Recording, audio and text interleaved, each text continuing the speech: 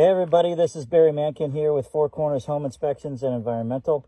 We're in another crawl space, go figure. And I've hired a cameraman now to take my videos so that I can be hands-free. So everybody say hi to Trey. So basically what we're going to talk about is what really makes me angry with encapsulation methods. We're in Tennessee. We're going to have some issues in these crawl spaces. Now, the question is, does it require action? Is that action remediation, encapsulation, or just prevention for improvement, right? Here's a prime example of a house that's been here for 5 years. It's newer construction. So what are we thinking about? Number one, we want to make sure our vapor barrier is taped off, which this is not. Moisture is going to come up from this area. The edges of the house here, it's going to come up. Moisture is going to come up there around these columns, so we want to improve that. So that's adding to our relative humidity. Now, we've also got great ventilation. All these vents are open around here, which is really good for airflow. But in the summer, when the moisture is really, really high, it's actually increasing the moisture content because you're allowing warm, moist air in the summer to get in here. And unless there's enough movement, enough air space, because if you look over there, it's deeper. It's so much deeper down there than it is at this end of the house. So right here, it's only this deep, right? So the shorter that is, the less you're going to have for that air movement. There's that moisture content gets stuck in this area and doesn't have as much airflow. So we're going to have higher conditions potentially of this insulation dripping down. You can see these little spots here where the insulation gets heavy and then it dries out and it gets heavy and it dries out. And in some cases, we've got some fallen insulation in a few spots from that same reason. So this is what happens. You'll call another company, one of the big companies, and they'll say, oh, you need full encapsulation, you need to spend $20,000. That is a disservice to every homeowner.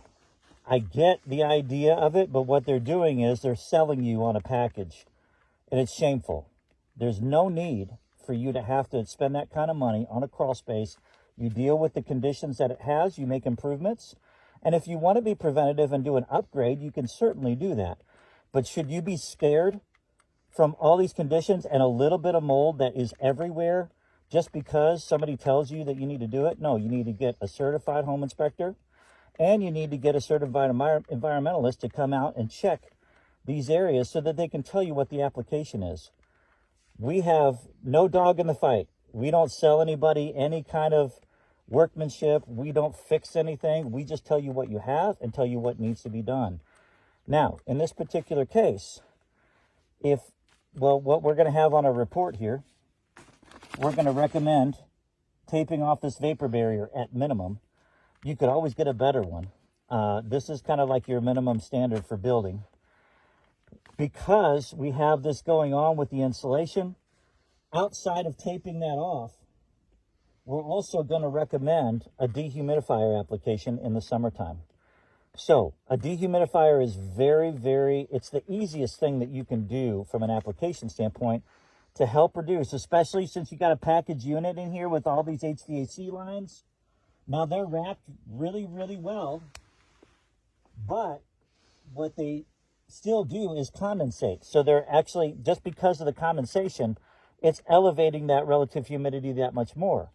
Monitor the relative humidity, get a dehumidifier down here to manage it, and get a monitor so that you can see upstairs if you have a plumbing leak, if you have high condensation that you need to deal with something, if your HVAC isn't working properly. You can just have a simple monitor to tell you once you get in those 60 percentiles when you need to take action.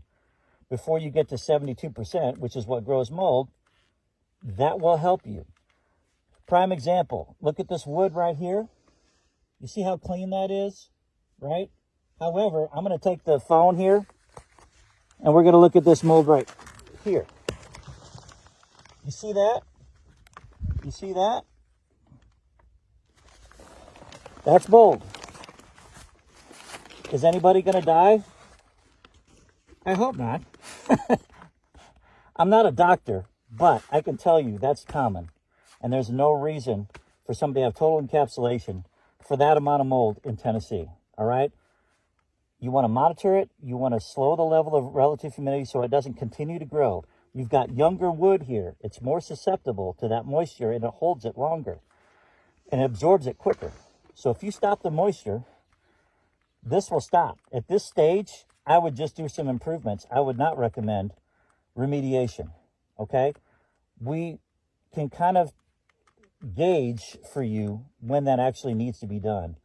We also test for the mold. So I'm happy to test things for people, and they can always do improvements, but don't be scared into spending $20,000 to $30,000 or whatever they tell you before you get somebody to come out and advocate for you, okay? Hopefully that helps, and, you know, look for us on the next videos.